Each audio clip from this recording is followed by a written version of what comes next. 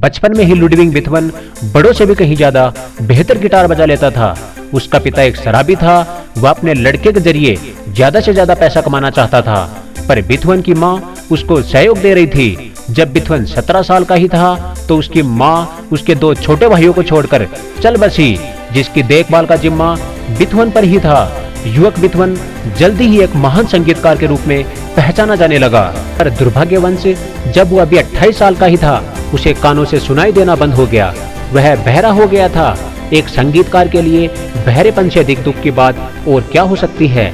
पर बीथोवन ने अपनी इस कमजोरी पर बड़े साहस से काबू पा लिया और कई बेहतरीन किस्म की संगीत की धुन तैयार की। हालांकि वो अपनी सुनने की शक्ति गंवा बैठा था। एक समय ऐसा भी आया, उसने गिटार में एक संगीत वादक का कार्यक्रम करने की पेशकश स्वीकार कर ली। वहां उसकी दर्शकों की तरफ पीठ थी और वह स्वयं संगीत का निर्देशन कर रहा था, जिसे वह खुद भी नहीं सुन सकता था। दर्शक आनंद से झूम रहे थे। जब गायन समाप्त हुआ तब भी उसकी दर्शकों की तरफ पीठ ही थी और वह अपनी चीजें समेट रहा था। उसके एक साथी ने सारी स्थिति को भांपते हुए देखा कि क्या हो रहा है और उसने बीथोवन का मुंह दर्शकों की तरफ घुमा दिया।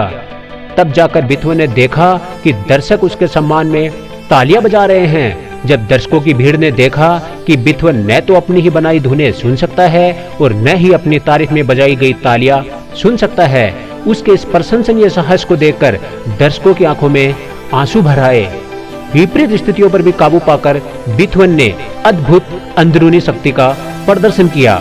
अब आप ही देख लो, सब कुछ होते हुए भी आप अपने लक्ष्य तक नहीं पहुंच पा रहे, क्योंकि इसका सबसे बड़ा कारण यह है कि अगर किसी काम को करने की भावना का जुनून पैदा होता है तो आप उसकी ओर ध्यान ही नहीं देते, और अगर आप अपने लक्ष्य की ओर ध्यान केंद्रित नहीं करते तो भावनाएं अपने आप खत्म हो जाती है। अगर आपको हमारे वीडियो पसंद आते हैं तो वीडियो को लाइक एंड शेयर जरूर कीजिएगा, और हाँ, चैनल को सब्सक्राइब करना ना भूलें। धन्यवाद।